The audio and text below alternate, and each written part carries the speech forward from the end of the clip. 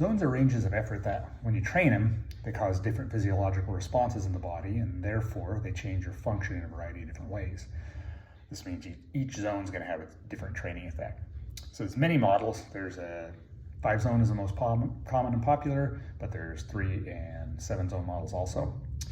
Zone 1 and 2 occur below the aerobic threshold, and this is where you're predominantly using almost all aerobic metabolism, and it should feel very easy.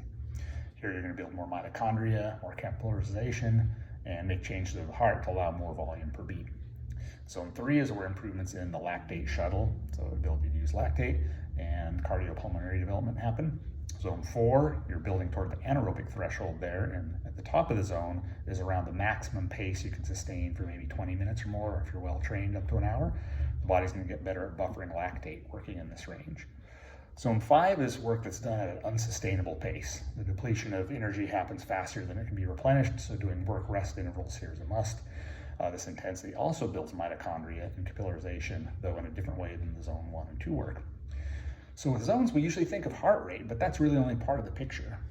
We use heart rate because it's actually the easiest to measure, and we've had technology to do it for a long time.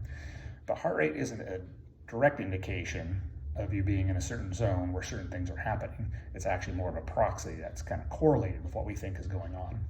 There's many other things that affect heart rate, such as sympathetic nervous system activation, dehydration, sleep, and stress.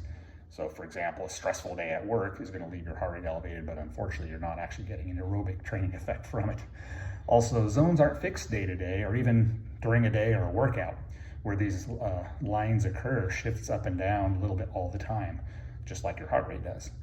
So zones are guideposts we use, and then ideally from there you can use some sort of basic method to see where you might be on a given day. And we'll cover these in the future. So that's a quick primer on zones before I detail how we find them with testing, and then again how you can monitor them in your training.